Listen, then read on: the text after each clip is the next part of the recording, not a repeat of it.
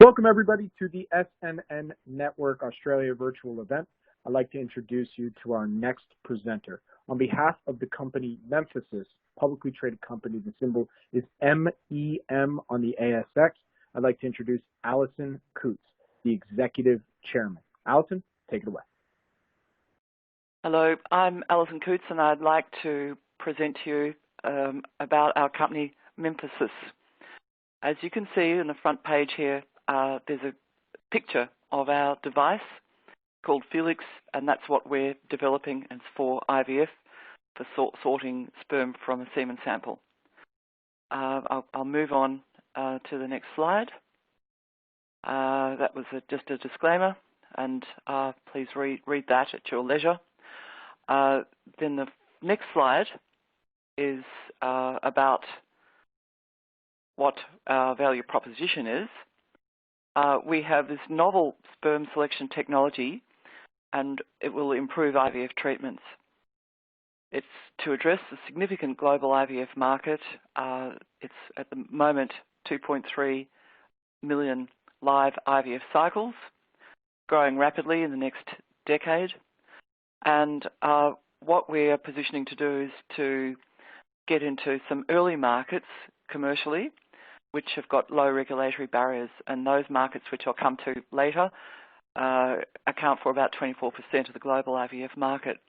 We're collaborating with major industry partners, Monash IVF, for instance, and they're leaders in the field, and also the global fertility expert, Professor John Aitken, who's pictured on the right.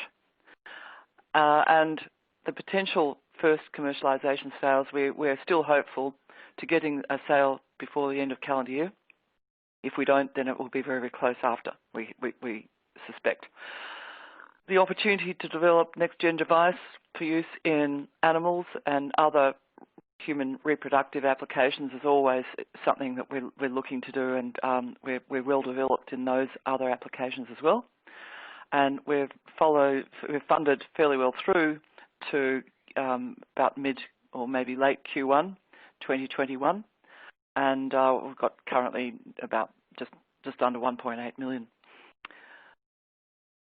Next slide is about how this it works. The IVF industry needs a new device really because there's insufficient way of dealing with sperm when they, in an ejaculate. The human IVF is in decline. The fertility rates, sorry, not the IVF, fertility rates are in decline, and it's been declining since World War II. And there's no real understanding, well, it could be environmental, and it's also that people are putting off having children. The IVF market itself is expanding fast, but the success rate remains low and hasn't actually changed much for a long time. It's average about 2.2 IVF cycles before there's a success, and there's no guarantee of success. And IVF does increase risk of miscarriage and genetic impairment of offspring. Not many people necessarily know that. And there have been, as I said, no meaningful advances in the technology for the last 40 years.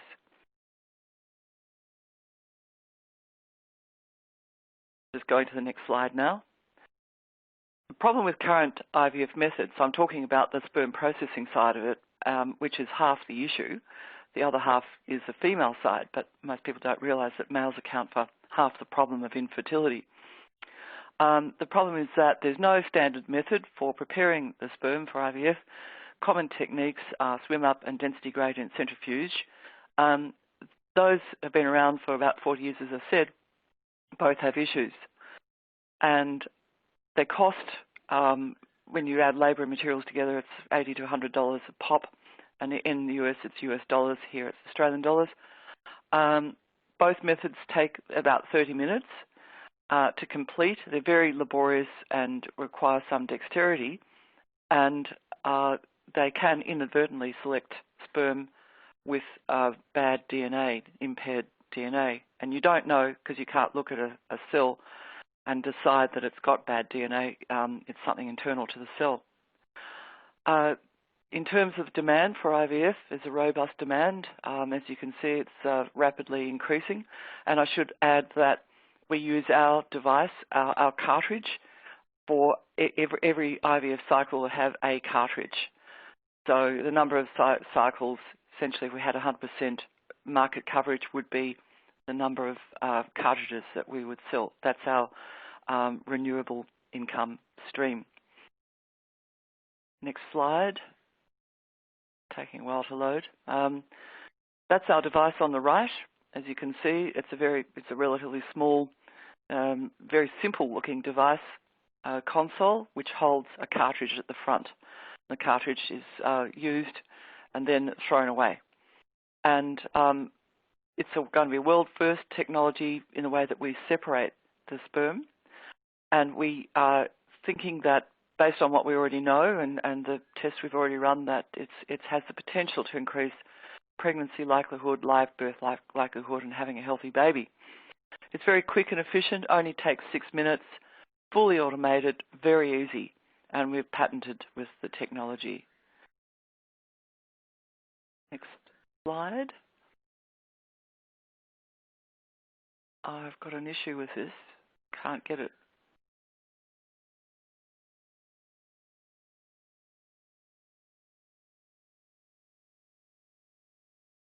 Not happening.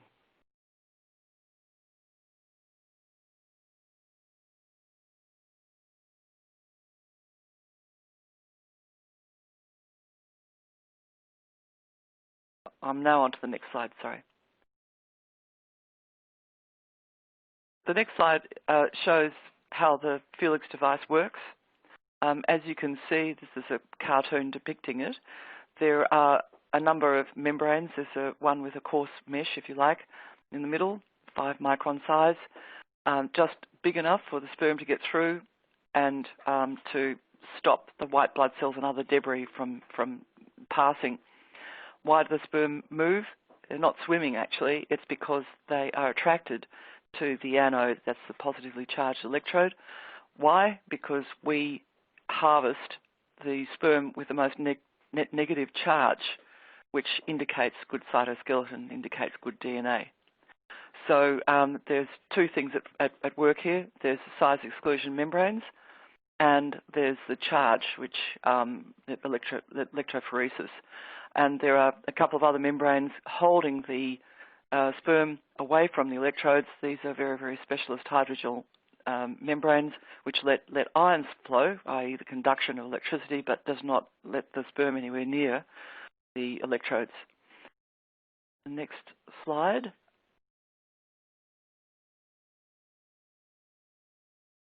Here's a sample. One of our people gave us this sample, which is extremely good because it just shows very clearly how very neat and clean the sample becomes after treatment with Felix. Next slide. Business model is, as I said, there's a console, there's a big white box thing, and the cartridges which are singly used. The console supplies the electricity and operates the device. The cartridges contain the cell separation technology. And as I said, 1 cartridge for each cycle, and the practitioners in the IVF clinics will order more cartridges and they'll keep the console. And they're single use, they're thrown away after each cycle, very, very small, very easily disposed, and they're going to be our source of recurrent revenue. In terms of the market, we've set up key opinion leaders to test the device around the world in the most meaningful or important markets for us. Either they're very, very large or rapidly growing, or else they're strategic, like the one in New Zealand, not so large, but a good little test market. So you can see that we have these key opinion leaders around the globe in these great strategic positions.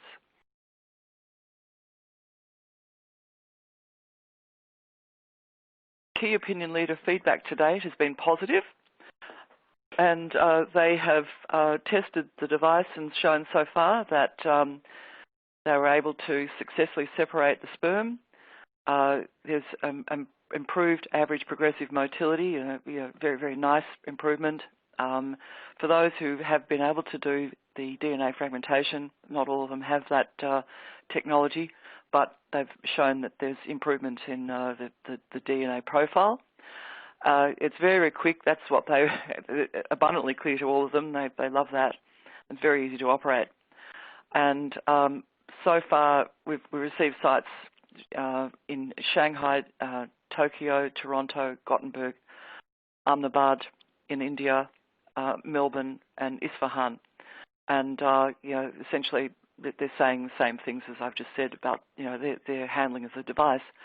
That's a photo of me on the right in the red in Japan with one of our people to my left, was Vikram, who assisted me in travelling there.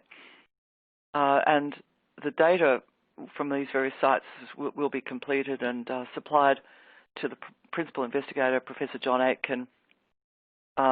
Well, we're saying end of December, but it's actually come out a little bit more because of COVID, but we're very happy with the way that the data's gone to date.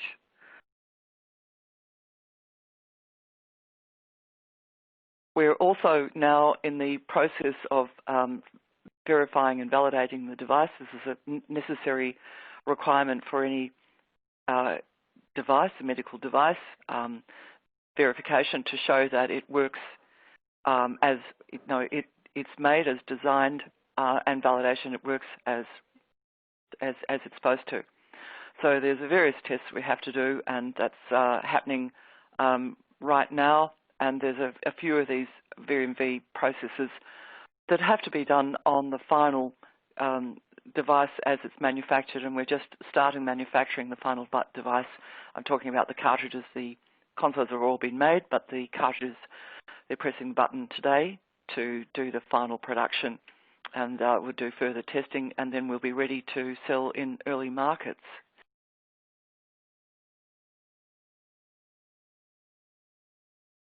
Next slide. The pathway to market, you'll see on the right are the boxes of cartridges with all their labels and whatnot to be shipped. And the four markets that I'm talking about, the early markets, if you have a look at them cumulatively, they add up to quite a bit of the addressable market. Next slide. Here's a corporate snapshot of ourselves. We've got 4 board members, including me. You can read about their backgrounds there. The snapshot is that we're, depending on the day, we're 80 to, say, 100 in market cap. And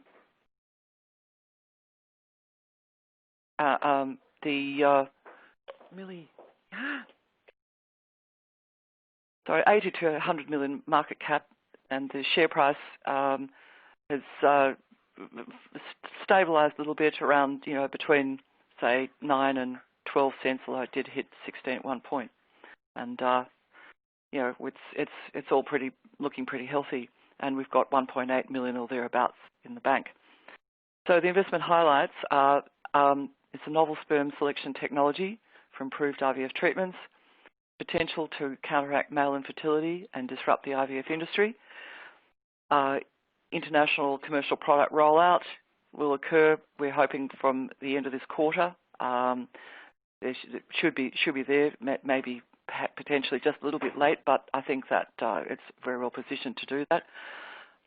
We've got the legal and regulatory requirements to distribute in early markets, Canada, Japan and New Zealand, and I think India is also there, but we haven't actually formally said so. We're addressing a significant global market.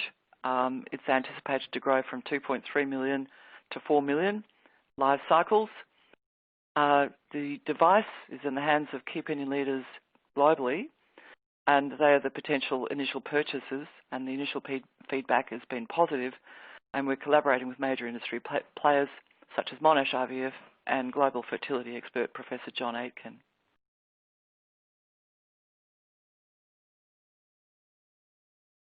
So thank you very much for listening to the presentation.